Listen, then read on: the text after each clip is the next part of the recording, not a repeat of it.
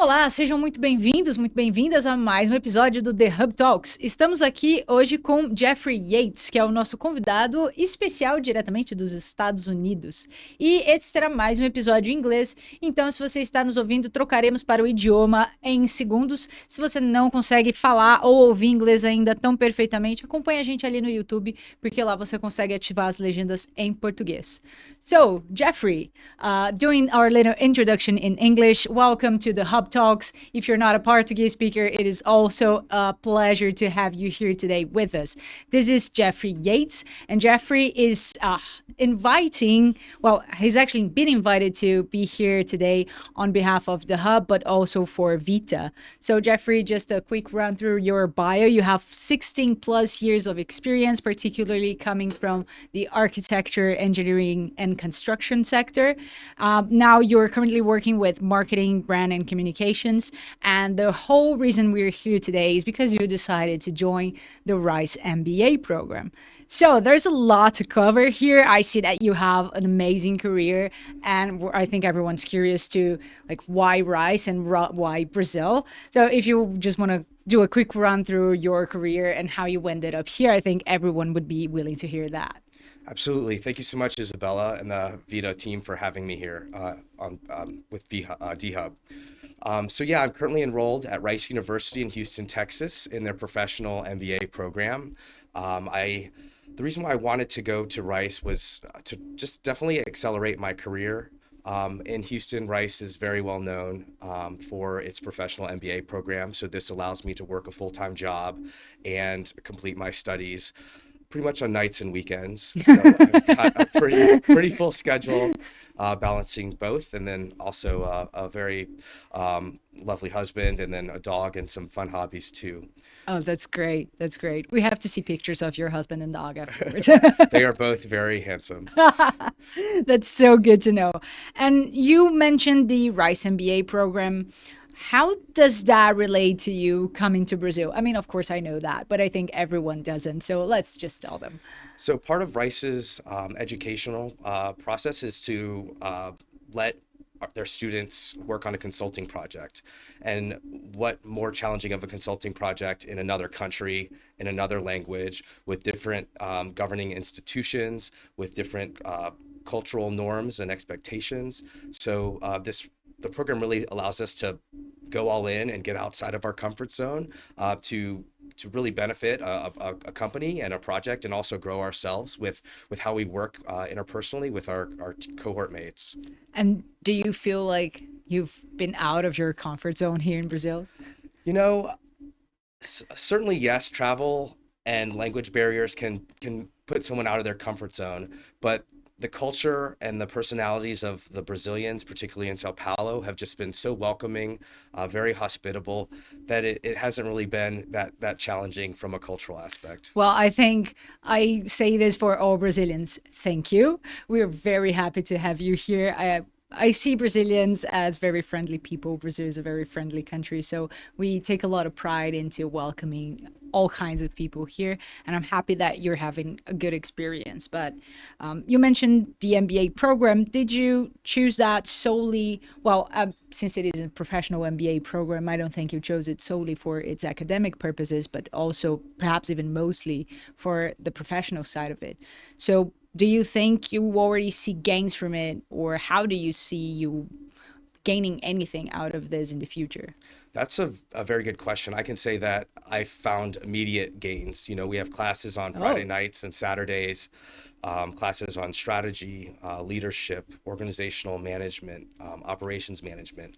That knowledge and those case studies that I'm reading and working on throughout the week, when it comes to me going to my professional job on Mondays, I'm able to have a more well-rounded mindset of how I can apply things that I've learned in the classroom into my work So it's environment just every like single day. immediate applicability. Absolutely. Oh, that's awesome. That's a great program. And my background was in architectural history and architecture, so I never really had a numbers sort of mind, but our classes in finance and accounting have really helped me understand the big picture of the business, as far as, you know, how to grow business and why certain processes and operations and mandates within a company are important for the big picture.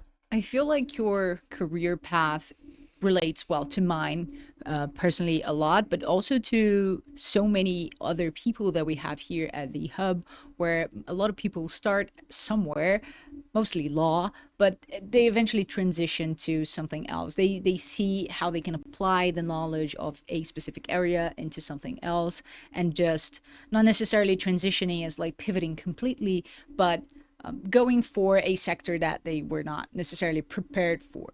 And that also includes, well, not only being out of your comfort zone, but also developing knowledge that wasn't presented to us in our college experience or minor, major, whatever. The systems are a little bit different, Right. but here, law school, for instance.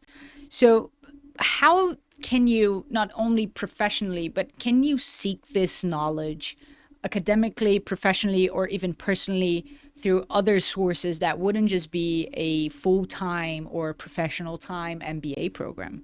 Absolutely. My biggest advice for that is leveraging your network. So within Rice, we have professional and like sector organizations that you can become a part of, and then also social ones as well.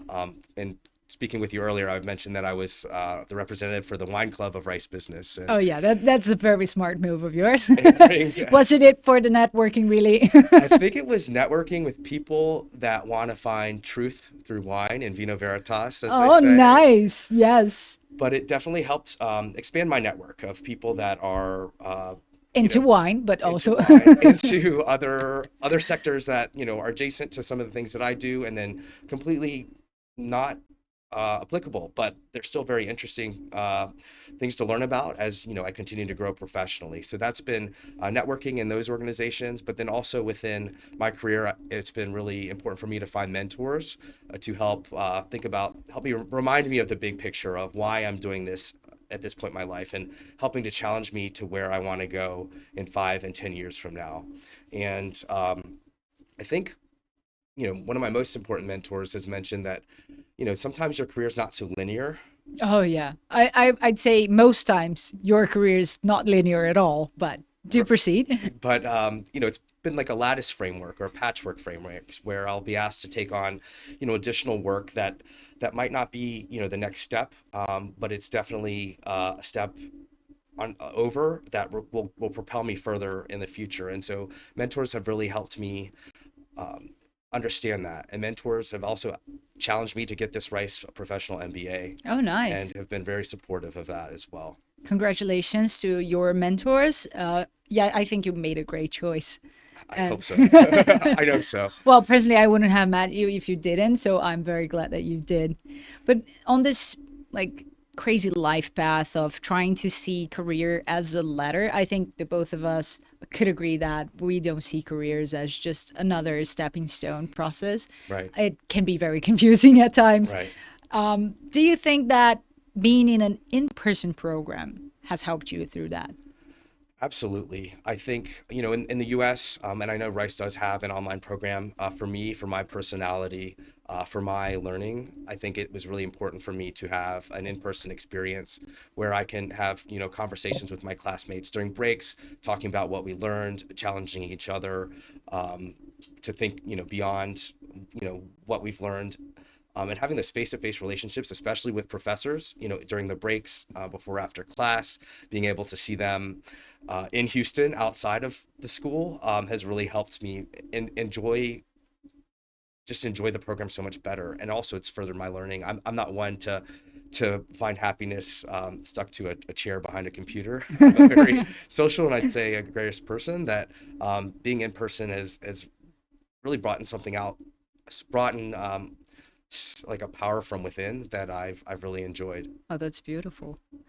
And I my question was about doing it in person or online because personally I've had this experience of comparing my experience in programs doing them online and not being able to connect with colleagues at all because at times you may not even see them through some of those online programs if you have live classes, you might get to see them, but perhaps you won't even interact. If the classes are recorded, you probably won't see your colleagues ever. You will never have a connection to either your colleagues or the professors, or even sometimes the administration of your program can be very helpful and have very good connections. So I am a strong advocate for those in-person programs. I know they can be painful at times because, like, especially going on like Friday evenings and full Saturdays for a program, I cannot even imagine how much work that took. I will also say that Rice is a wet campus, so there's a graduate bar that we all go to after class. It's called Valhalla. A beer is about $1.50 US. And that's So in campus. it's on campus. Okay, cool. Cool, cool, So cool. having that camaraderie with your cohort, your classmates, and your teammates after class is, in person. I don't think you would necessarily get that from an online experience. Okay, so now we have a next piece of advice for colleges. You know what to do to improve the experience. It's the networking experience, we mean. It's all for the mentorships and the learnings of students.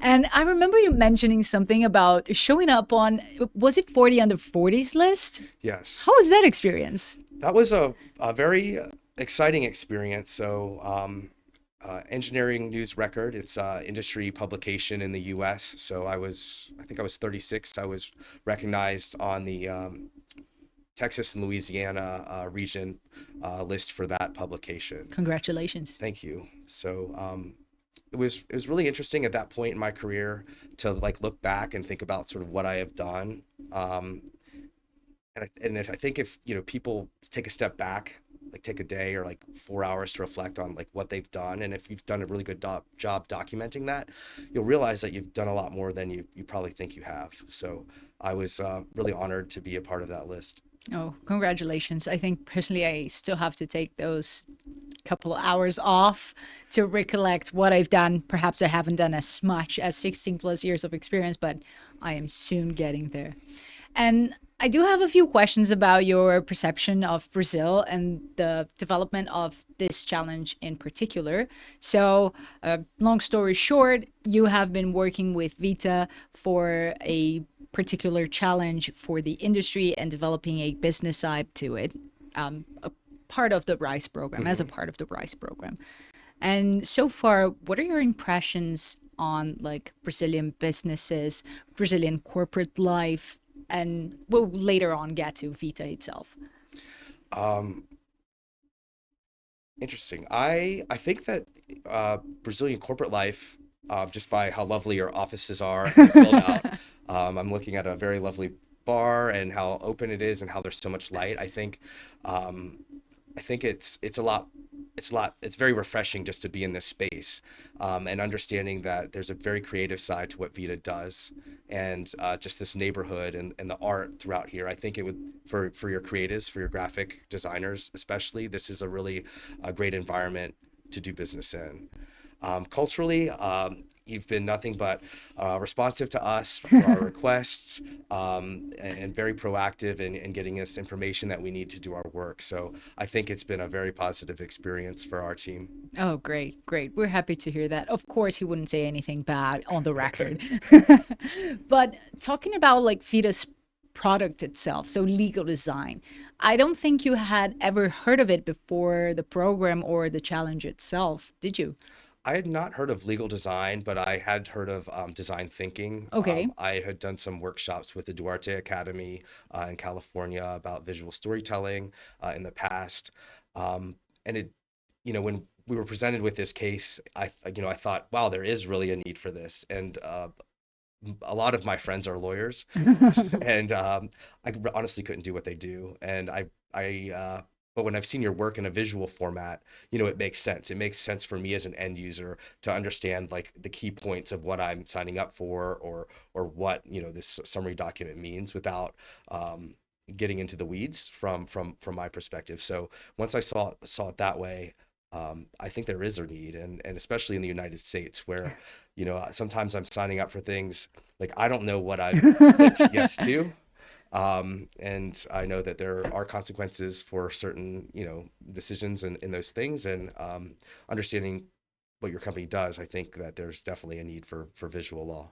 Oh, thank you. We're happy to help making justice more accessible. So, access to justice is a theme that I think is more necessary and trendy in the States because of how our judicial systems are set up. Hmm. And so, I thought that um, legal design and visual law would be more useful to the end user in the US, particularly because of how your justice system is set up. So it's harder for people to have access to legal expert consultation or information. So proper, confirmable, convincible arguments and expert consultation. While in Brazil, those are a little bit easier to access. So I thought that the need for it in Brazil would be lower than the US. But at the end of the day, I think I reflect on like what you said is as the end user, this is still very useful. So if you think about any document and if you really ponder on it, every document is legal. And I think we had this discussion Hmm. with the team at some point because every document can have legal implications. So you need every information to be as accessible to its audience as Right. possible.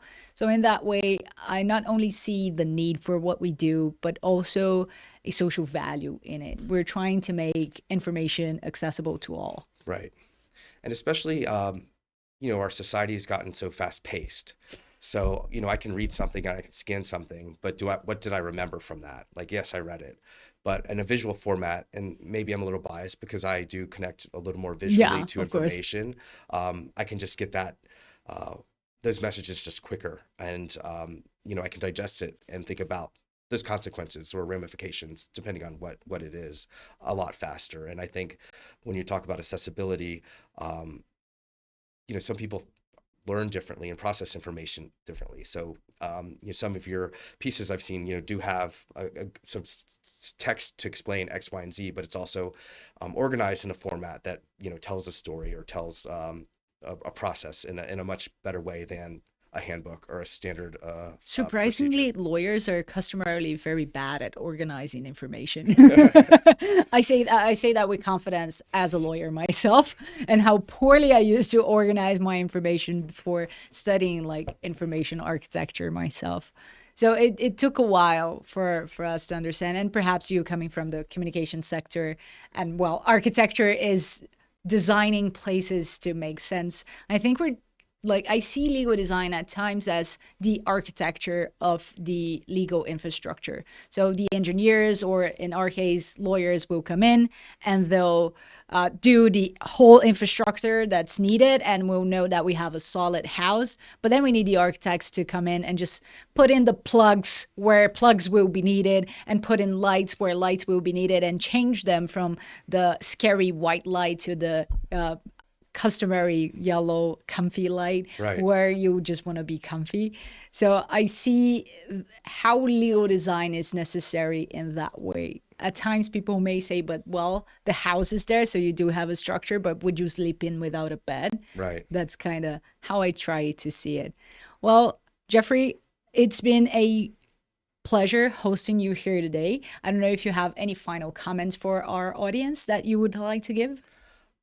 Yeah, absolutely. I just want to say thank you, Isabella, You're for welcome. your hospitality while we've been here and leading up to our trip. Um, Brazil is just such a beautiful place. I'm just having that best time. The like just incredible food from all over the world. I've had Middle Eastern food since I've been here, Japanese food since I've been here, very traditional dishes as well, and it's a friendly place, and it's a big city, but there's so much to do and to be seen. And from a business cultural environment, I think that this is an environment that I seem to been thriving in, just because everyone's been so open and friendly. So I want to thank you and the Vita team for having us here.